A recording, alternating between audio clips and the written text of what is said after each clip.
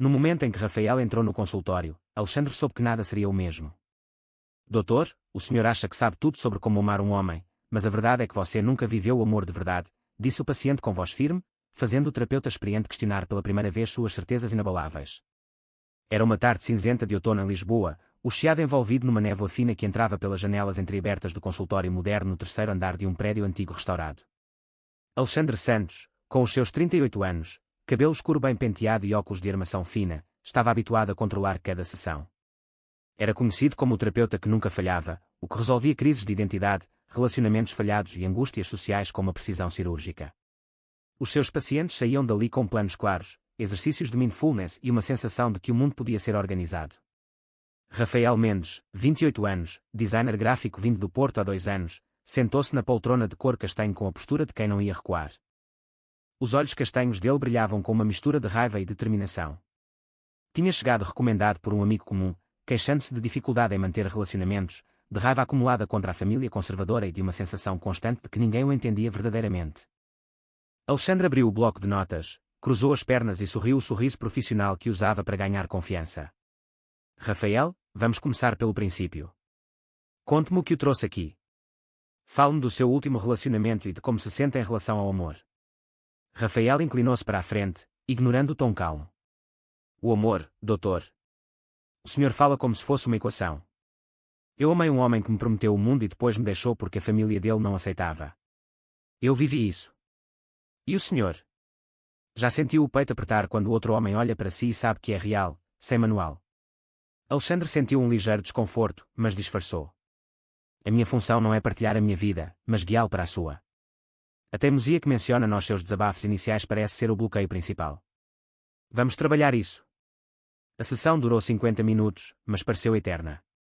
Rafael contou como os pais, em Matosinhos, ainda fingiam que ele ia mudar, como os irmãos evitavam o tema e como, em Lisboa, apesar da cidade mais aberta, ele carregava o peso de ter sido expulso de casa aos 21 anos. Alexandre anotava, sugeria técnicas de reestruturação cognitiva, falava de limites saudáveis. No fim, quando Rafael se levantou, olhou fixamente. O senhor é bom a dar conselhos, doutor. Mas e se eu lhe disser que o seu próprio coração está fechado? Alexandre riu baixinho, acompanhando-o à porta. Volte na próxima semana. Vamos ver progressos. Sozinho, Alexandre foi até à janela e olhou para a rua molhada. A chuva caía suave sobre os telhados vermelhos do bairro alto. Ele tinha construído uma vida impecável, consultório cheio, palestras em congressos de psicologia em Coimbra e no Porto, um apartamento minimalista em Alfama com vista para o rio.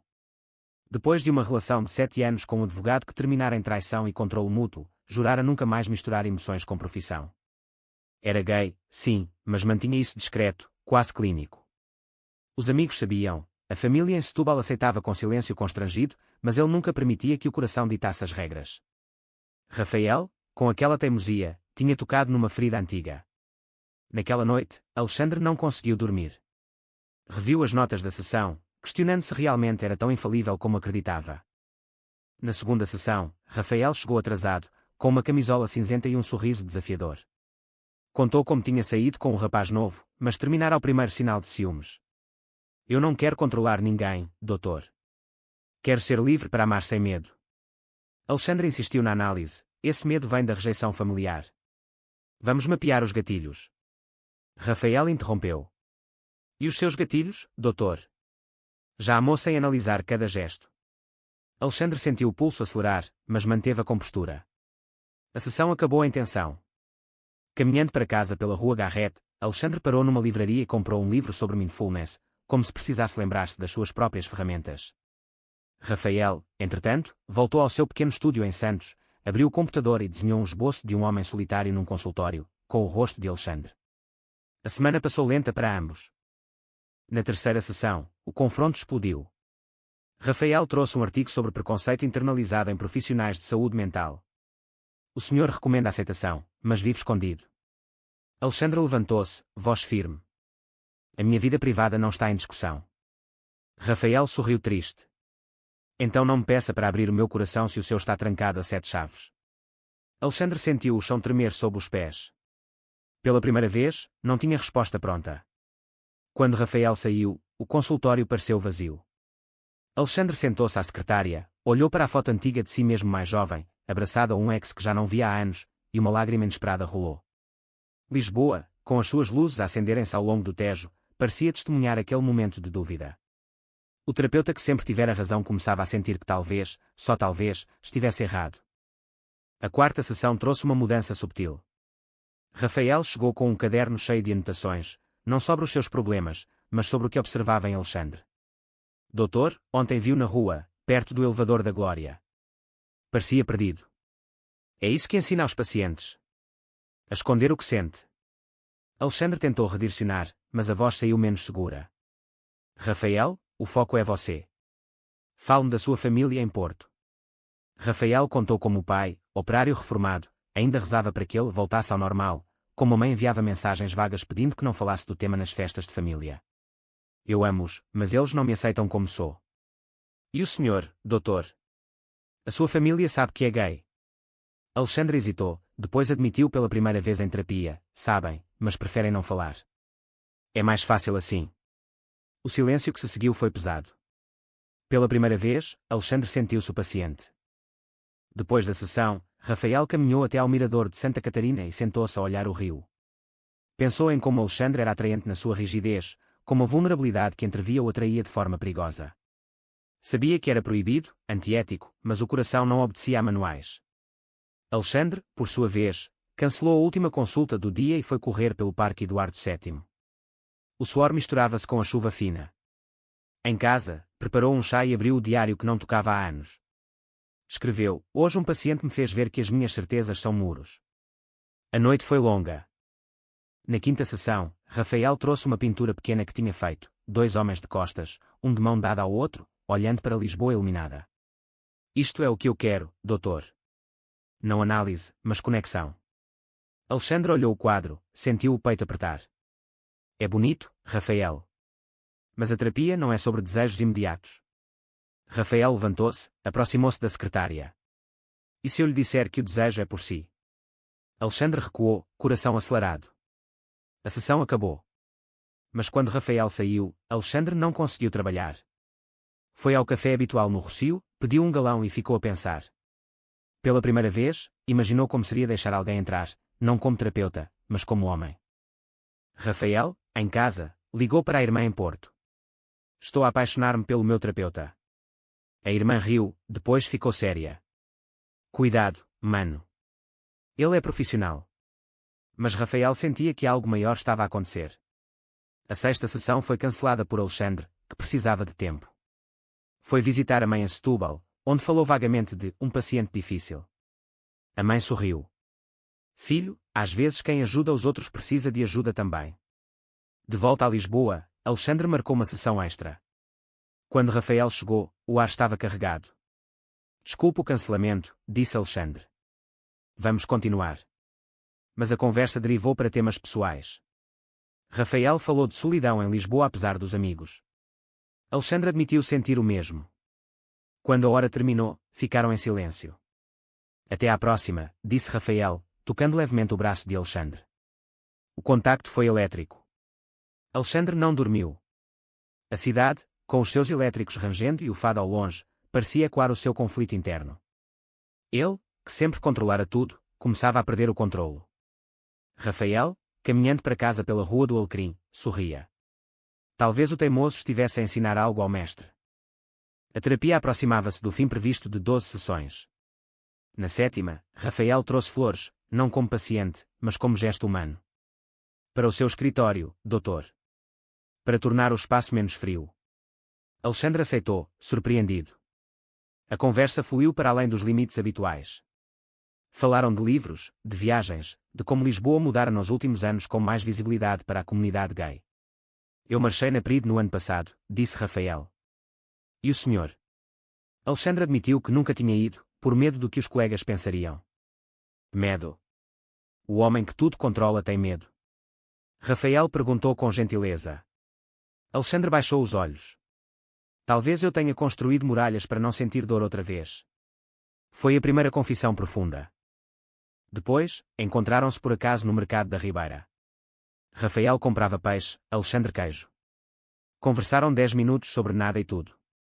Não é sessão, brincou Rafael. Alexandre riu, um riso genuíno que não usava há meses. Na 8ª sessão, o tema foi ética. Se a terapia acabar, podemos ser amigos? Perguntou Rafael. Alexandre hesitou. É complicado. Mas no fundo, queria dizer sim. A sessão terminou com um abraço breve, profissional, mas carregado. Alexandre foi para casa e olhou-se ao espelho. O que estás a fazer? Sussurrou. Rafael, livre da pressão familiar após uma chamada dura com o pai, sentiu-se mais leve. Desenhou um novo projeto inspirado em Alexandre, um homem quebrando correntes. Enviou foto por e-mail, sem texto. Alexandre respondeu apenas bonito. A 9ª sessão foi intensa. Rafael confessou atração. Não é transferência, doutor. É real. Alexandre não negou sentir o mesmo. Mas não podemos. A tensão era palpável. No fim, Rafael disse, quando a terapia acabar, volto como homem, não paciente. Alexandre não dormiu. Caminhou pela baixa até ao terreiro do Paço, vendo o rio brilhar. Pela primeira vez, permitiu-se sonhar com um futuro onde não fosse só o terapeuta perfeito. A 10ª sessão marcou o fim oficial. Rafael trouxe um presente, um livro sobre amor autêntico. Para si, que me ensinou tanto. Alexandre devolveu com um conselho final, mas a voz tremia. Rafael, obrigado por me desafiar. Despediram-se com um aperto de mão longo. Horas depois, Alexandre recebeu mensagem, já não sou paciente. Jantamos. Ele respondeu sim. O jantar num pequeno restaurante em Alfama foi o início de algo novo. Conversaram até tarde, riram, partilharam histórias. Quando se despediram à porta, um beijo leve na face. Lisboa testemunhava em silêncio. Alexandre sentiu o coração abrir-se. Rafael soube que a teimosia valer a pena. O primeiro encontro oficial foi num sábado chuvoso. Encontraram-se no mate, junto ao rio. Rafael mostrou as suas obras favoritas, Alexandre falou de psicologia da arte. O almoço seguiu num café com vista para a ponte 25 de Abril. Sinto-me vivo pela primeira vez em anos, confessou Alexandre. Rafael sorriu. Eu sabia que havia um homem por trás do doutor. Os dias seguintes foram de descobertas. Caminhadas por Sintra, conversas até de madrugada por telefone, partilha de medos. Alexandre contou da traição passada, como se fechara. Rafael falou da rejeição em Porto, como aprender a lutar sozinho. A atração crescia, mas ambos respeitavam o espaço. Um beijo aconteceu numa noite no Mirador da Graça, sob as estrelas. Suave, cheio de promessa. Isto é saudável, murmurou Rafael. Alexandre concordou. Mas o mundo externo interferiu.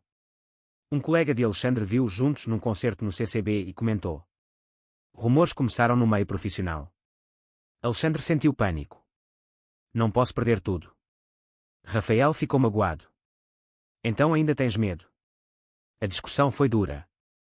Alexandre recuou, sugeriu pausa. Rafael, teimoso, não aceitou. Eu não sou paciente para ser analisado. Sou o homem que te ama.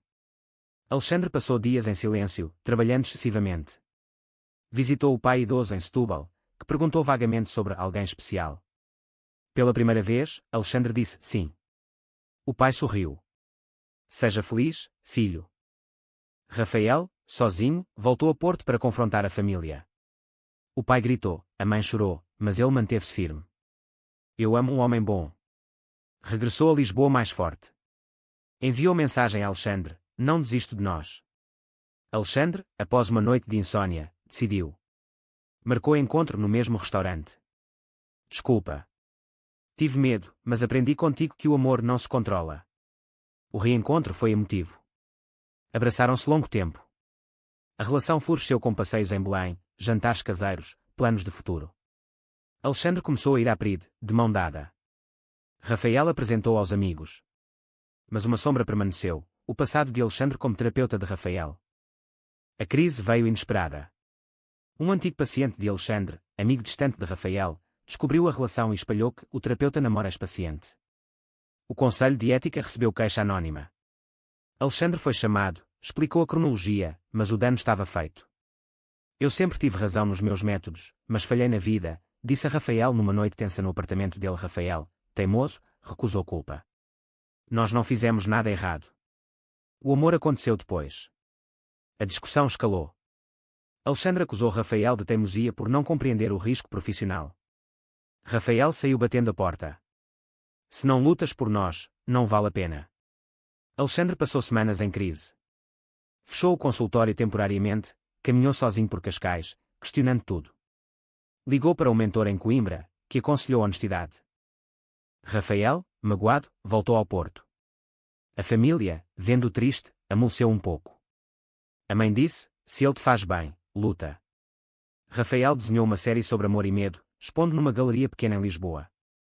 Alexandre viu o cartaz, foi à abertura em segredo. Viu a dor nas obras, sentiu o próprio erro. Na noite seguinte, foi ao estúdio de Rafael. Ensina-me de novo a amar sem medo. Rafael, com lágrimas, abraçou-o: tu ensinaste-me a ser paciente. Agora ensina a ti mesmo. Conversaram até amanhecer, redefinindo limites, comprometendo-se com transparência. Alexandre apresentou demissão simbólica do papel antigo, abriu novo espaço de terapia focado em autenticidade. A sociedade portuguesa, cada vez mais aberta, apoiou discretamente. Meses depois, a vida estabilizou. Alexandre e Rafael mudaram-se para um apartamento maior em Campo de Ourique, com varanda para o pôr do sol. Alexandre continuava terapeuta, mas agora mais humano, partilhando vulnerabilidades quando apropriado. Rafael expunha a arte que celebrava o amor entre homens, inspirado na sua jornada. Viajaram juntos para o Douro, onde Rafael apresentou Alexandre oficialmente à família. O pai apertou a mão, murmurando: bem-vindo. Em Lisboa, participavam em eventos da comunidade, de mãos dadas sem medo. Uma noite, no mesmo mirador onde se beijaram pela primeira vez, Alexandre ajoelhou. Quero construir uma vida contigo, sem muros. Rafael aceitou, rindo entre lágrimas. O casamento simples aconteceu na praia da Costa da Caparica, com amigos e família que aprendera a aceitar. Alexandre olhava para Rafael e via o homem que o ensinara o essencial: o amor saudável nasce da humildade, não do controlo. Rafael via no companheiro o crescimento que a teimosia ajudara a provocar. Juntos, enfrentavam dias bons e maus, sempre com diálogo aberto. Lisboa, com as suas colinas e o rio eterno, era testemunha da sua felicidade. Eles caminharam de mãos dadas pelas ruas iluminadas, finalmente livres. Mas será que um terapeuta pode realmente aprender com o seu paciente a amar de forma saudável? Verdadeiro ou falso?